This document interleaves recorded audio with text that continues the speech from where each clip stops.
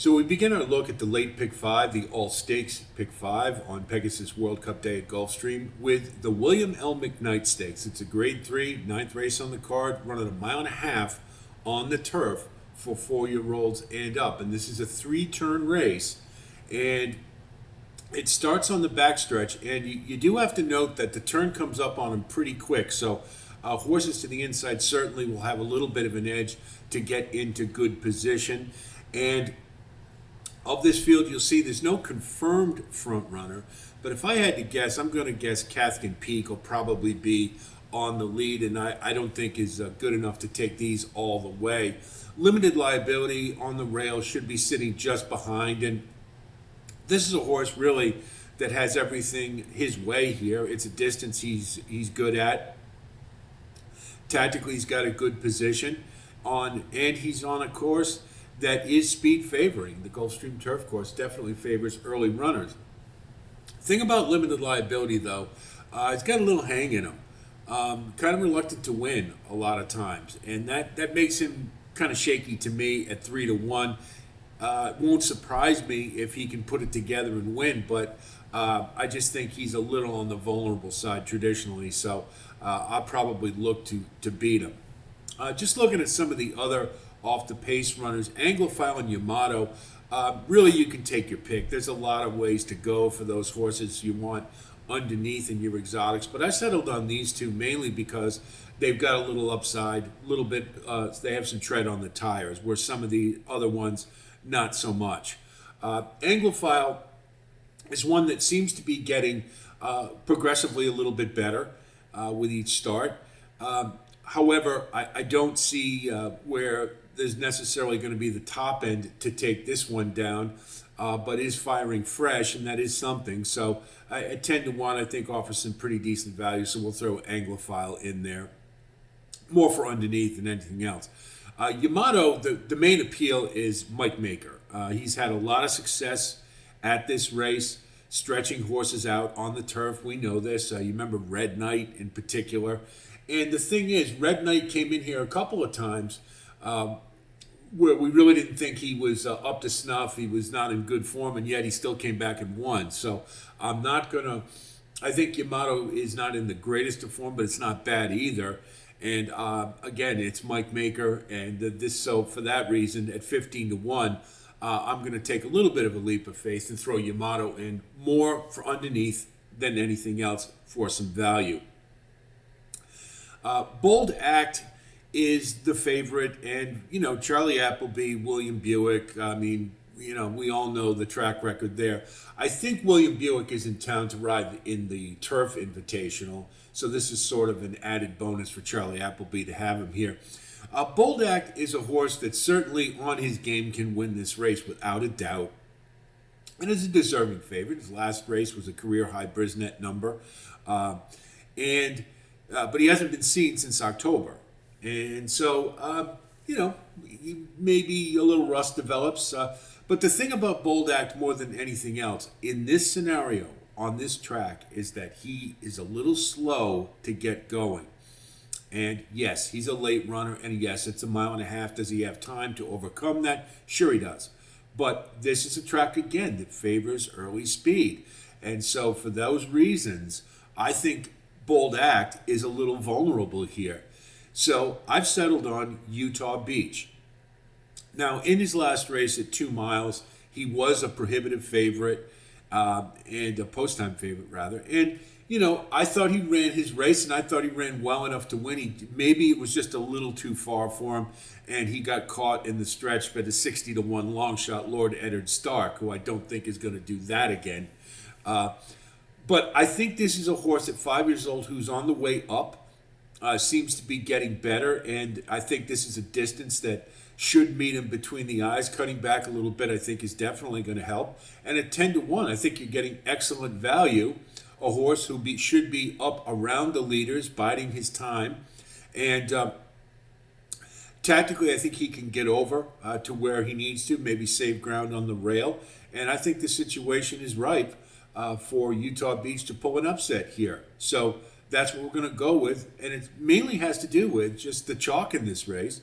Bold Act and limited liability. are just inherently vulnerable, seem to be so far, and I think that sets something up, or sets this race up for an overlay to come home. And why not Utah Beach? He looks to me like the most promising of the group. And so we'll go with him to take down the William L. McKnight.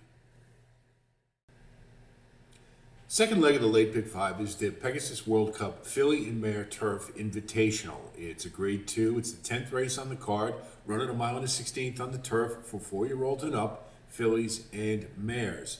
And one of the things that is a good distinction here to have with a lot of these is you've got quite a few running against older horses for the first time, some newly minted 4-year-olds. And for that reason, I think we have to be really careful when we take a look at them, as opposed to just a field of maybe later in the year where they've all had a chance to run against older. Looking at this race, to me, the Rakia stands out over all of these, and the only question I did have, and it perhaps is a little bit still of a concern, is her pedigree isn't necessarily for 2 turns, but at a mile and a 16th at Gulfstream, I think she can handle it. I don't think that's going to be an issue. Already gotten 2 turns, so I think that she can do it. Really, just watching the way she runs, she's going to have it all her own way on the front end, I think.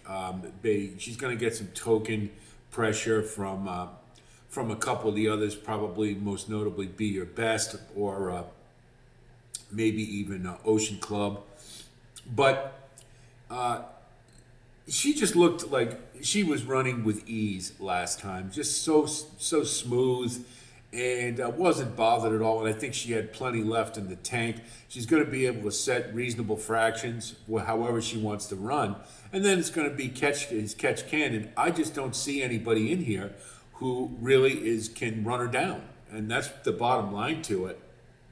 So to me, Rakia, if we get anything close to 4-1, I will be very happy, because I think she's much stronger in here than that morning line figure, those odds. Just to look at some of the others, really more than anything else, I mean, Be Your Best, the last race I thought was kind of conditional. She just got a perfect trip and was right there and was able to take advantage. Never like to get real excited about horses like that. That, visually it looks pretty good, but if you go back and look at it, it's just she had everything her own way and got the trip, and that was that. Nobody was able to run her down. So really, you take a look at that race, I believe it was the Fort Lauderdale, and anybody who was behind her, Papilio was one of them, I believe, and Bless My Stars, Ocean Club. Nobody was able to go get her. I mean, so I kind of don't like anybody in that race, to be honest. I thought a lot of them had, like Papilio, had the rail, had it conditionally, got inside and was able to make a nice run late. That's a good place for Papilio because she does tend to run all over the place, and keeping her in the rail maybe keeps her on the straight and narrow. So if Johnny V can work out a trip, it's possible that she can get into position. I don't think that she can win this race. Really, what it comes down to for this field is, you can mix and match for underneath, in my opinion. There's a lot of sameness. I just don't see anybody who's ready to take that big move forward from any of the 3-year-olds to 4-year-olds. I threw Watchtower in here just because he's coming from the West for Richard Baltas, who can be sneaky good at times. I don't know that the form is terribly good, but this is the kind of race when you have a horse like Rakia who's just going to run away with it. Excuse me. This is the kind of race where horses like Watchtower are able to get up at big odds. So throw them in there. Why not? Same thing kind of with Dona Clota. The import, we don't know really what we've got, but looks like a pretty good competitor, and for that reason has carried some weight. down in South America. I always like to see that. So at 15 to 1, why not throw her in there as well? I kind of went back and forth between Dona Clota and Pounce. Pounce is a horse for the course, likes Gulfstream. It's certainly her favored track. She is not as good other places, so if you want to use Pounce, I wouldn't blame you. But I just, and honestly, Fluffy Socks, Chad Brown, we all know the deal with Fluffy Socks. Fluffy Socks doesn't like to win. And at 5 to 1, you want to throw her in there, okay. I mean, for underneath only, but I want to get a little bit better value. So to me, I'm just going to leave Fluffy Socks alone. It may be to my detriment, but at that price in this field, I can't do it. Papilio's another one that is a pretty honest performer. Maybe you want to throw in there, but again, the 8 to 1 odds. I'd like a little better than that for coming out of that Fort Lauderdale, which I just didn't think was a very good race. So the horses that I think are logical to use, Sacred Wish, I really liked the last race. And if you think about it, running down Ag Bullet, this may be a very similar scenario where you're going to have to run down Rakia. Sacred Wish, I thought that was a good race. It showed what this horse can do, but is playing for second, in my opinion. But at 9 to 2, represents a pretty good choice as one that can get up and try to run down Rakia, because she damn near did it in her last race under the same set of circumstances to a degree. Manushka, another one. Brendan Walsh, his barn is clicking right now, and you get Tyler Gaffleone. That's a lethal combination when they're together, and Brendan's barn is going well. So I think it's logical to keep Manushka in the race. Is going to have to get it going perhaps a little sooner than she has, but I think under Gaffleone that is entirely possible. And at 10 to 1, that's a nice value, and it looks like a horse in pretty good form is on her way up. So Manushka, logical to use. Now, I threw in Bless My Stars underneath as well for Todd Pletcher. If you look at this one's running lines, there's no way that this horse can win this race, because what's the problem in every single race? Slow out of the gate, slow to get going. Well, that's going to be doomed, a doomed scenario with Rakia on the front end doing what she wants to do. But I think this horse is in good form, and I think with the rod and the irons, you're going to pay the tax a little bit, but this is a horse who certainly can get up. But I don't think, unless miraculously they can figure out how to get this one a little more involved earlier, would have any chance in this race. So in short, to me, it's Rakia's race to lose, and she'll be a single for me. Leg 3 of the All Stakes Pick 5 is the Inside Information Stakes. It's a Grade 2, the 11th race on the card, run at 7 furlongs for 4-year-olds and up, fillies and mares. And we look at this field, and again, you see no confirmed front runner.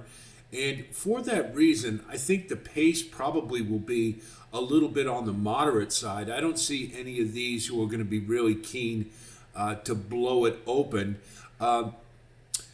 Really, that's the issue to me, or the essence of this race is who can handle pace and who can't. And while I've just told you, I think the pace is probably going to be moderate because nobody's overly eager for the lead, I think you have to look at the horses who have done well when they've run in races where the pace has been hot.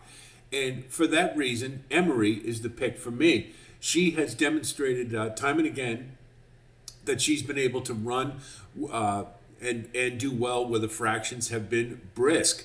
You look at some of the others, Nick Style, Hall and Ice, or Mystic Lake, most of the races they have run in have been, they have done well when the pace has been average or a little bit maybe above average, but not really hot. So I don't know that necessarily you'd have to say that they're on the same par with Emery in terms of running with the pace. So for that reason, to me, Emery looks like an easy lock in this race.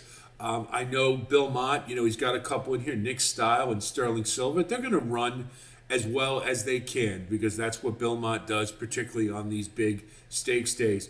But Nick Style, I'm a little concerned that class-wise, really only has a one effort, a grade two, got a second, and it's the only time that she's lost, and it was on an off track. But I think this is really a proving ground, this race, to see how good she really is. And I'm a little concerned that it's taken this long to put Nick Style into this type of race, that maybe she's just a cut below. And that's kind of what she looks like to me. Mystic Lake, I think this is a good distance for her. But again, I don't know that she can handle. She is on the same par with Emery, and she has been more effective when the pace has been moderate or a little or average. So again, for that tells me that Emery has an edge. Looking at horses for underneath, Olivia Darling, I kind of went back and forth with. This is her home track. And if you can get better than 4-1, I might want to throw her in underneath. But what I was looking for more than anything else were just horses who can suck up at a price. Dazzling Move is certainly one of them. Going to be pretty far back and should be flying late. Hopefully can get up for third or maybe even second. And then Sterling Silver, if it wasn't Bill Mott, I probably would want to look elsewhere, just because I don't think she really has any chance in this race, coming too far from behind at Gulfstream. 7 furlongs, maybe a little more favorable, but not that excited about her chances. And the wild card in here, of course, is Jody's Pride, who they're cutting back to 1 turn, which I think makes sense. They like this horse at 2. I liked her at 3. Stretching out, she did better than perhaps I thought she would. Now let's see what she can do at 4. She's a big-time wild card in here, and I just debuting against all the horses made me a little reticent to include her. But she is a bit of a wild card here, and maybe if you want to swap out maybe Mystic Lake for Jody's Pride, I wouldn't blame you at all. I really just think this race sets up entirely too well for Emery. And I think the post doesn't bother me either. I think she's going to have plenty of time to get to where she wants to. So Emery in a single in the inside information.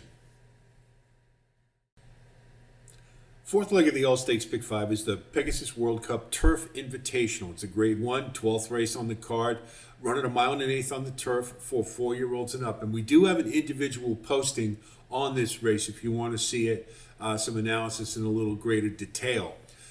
Taking a look at this race, this is probably the toughest one in the sequence, I think, without a doubt. There are a lot of ways to go, and it is extremely difficult to throw any of these horses out. For that reason, certainly Nation's Pride for Charlie Appleby, William Buick stands out as a favorite. But this horse has never been one that you can really hang your hat on, like Measured Time or Modern Games or some of the other Master of the Seas, some of the other Charlie Appleby Godolphins he's brought over. This one looks beatable, even in the Arlington Million, which was a depleted field and a little speed favoring. I had him, but I wasn't overly confident in. It's that, in this race, there's a lot of the horses have a little bit of hair on them. Integration, disappoints time and again. Major Dude, expected him to be a lot more prominent at 4, and he really wasn't. So how much tread is left on this tire? Is this going to be a breakout year? Looked pretty good last time. We'll see. Battle of Normandy, I'm throwing in there mainly as a horse who is on a nice winning streak, is in good form, and is going to be on the lead. This is the kind of race that if things break right, he could just go all the way. A couple of the Spirit of St. Louis, it's hard to throw out a Chad Brown, but this one only runs against New York breds. And the times that he has gone in open company, he hasn't been at Keeneland the last time against, the likes of Carl Spackler and whatnot. He looked good, and he had every chance to win it. He ran his race, and he just wasn't good enough. And so that's the reason I'm going to let him go. But in a race like this, who knows? I mean, he conditionally he could have things go his own way, and maybe he could pull it off. But I just have a feeling that there's others who are better. Formidable Man. If he was going had a couple races under his belt against older, I'd be more excited. This is a good horse, but it is again hard to gauge the class because he's only been running in California. But at 15-1, you want to use him. I can understand it for sure. Ultimately, I settled on Mare Ramon, mainly because he's put together 3 races where he's getting better with each start, and he damn near pulled it off against Johannes in the San Gabriel at Santa Anita. I think this horse is continuing to get better. So really the issue more than anything else is you look at the others in here, we all know what they are. Mare Ramon is still becoming something, let's say. So at 8-1, I'm going to throw him in there as the best price, the best value, and take a shot. This is definitely a spread race, and we will, to be sure. And it's a tough one, but I'm just going to try to find a price. And when you have a race that is this well balanced, then I think we have to do that. Incidentally, Siege of Boston, I believe, is going to scratch from this race. I understand. So Fort Washington will draw in, and I threw him in as sort of an underplay at 20-1 because he always seems to have too much to do late, but he always, he's kind of a horse you want to back key on a trifecta because he always ends up third because he has too much to do. And he looks to be in pretty good form for Shug, so throw him in there as well. But we're going to take a chance. Go with Mare Ramon for the price in the Pegasus World Cup Turf Invitational. The final leg of the sequence is the Pegasus World Cup Invitational. It's the one we all want to see. It's the anchor. It's the featured race. It's a Grade 1, 13th race on the card, running 1 mile and 1/8 for 4-year-olds and up. We do have an individual posting about this race as well, so if you want a more in-depth analysis, you can go there and take a look. Again, always remember, 1 mile and 1/8 at Gulfstream, turn comes up, it starts on a turn, so horses to the outside are at a pretty big tactical disadvantage. Looking at this field, Saudi Crown certainly stands out as the lone speed, and if this was last year, I'd love Saudi Crown to win this race. He's on the inside, he's got a lot of things in his favor, but it seems to be, ever since the Saudi Cup last year, it seems to be a little something off the fastball. He just ran so big in that race. It's kind of like the thrill in Manila, Ali and Frazier. After that fight, neither one of them were the same fighter. And a lot of times horses just have a race like that where they just run, they just put it all together and just run so huge that the aftermath of it is that they're just not quite the same horse. And it looks to me like Saudi Crown is that in that type of situation. Could he win this race? Potentially, yes. But he's going to have to get back to that form from last year, and I'm just not sure that he will. He will be the speed in here. Speed hasn't been as solid as it normally is at Gulfstream, so that's a little bit of a concern. I don't think he's going to worry about Mixto or Newgrange too terribly much. They're going to put some pressure on him, but I don't think it's going to bother him. So if Saudi Crown runs his race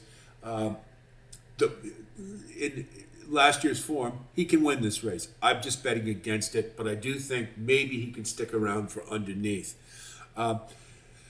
Just talking about some of the others, Stronghold is a horse on everybody's lips now. He looks logical in a lot of ways. You look, and he's never been out of the top 2 except in the Kentucky Derby.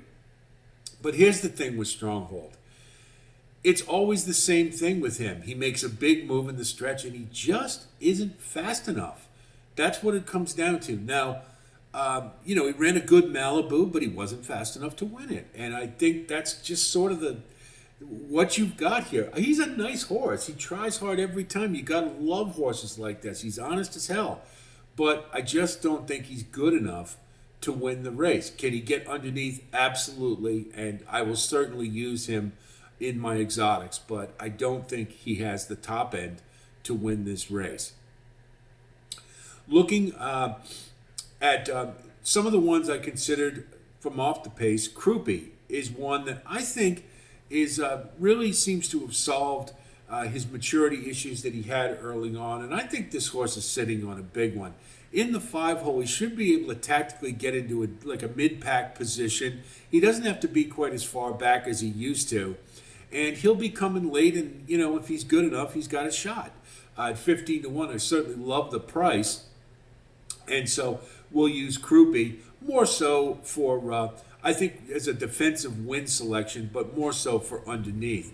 Steel Sunshine, because he's a horse for the course. He's not good enough to win this race, but he can certainly get up for third or fourth through your try or your super, and I would include him for that purpose and that purpose only. Now let's talk about Locked. He's the favorite. It's a tough post. He's in the 11 hole. It is a very difficult proposition. However, I will mention one thing, is that Forte, a couple of years ago in the Florida Derby, was able to overcome it and win the race.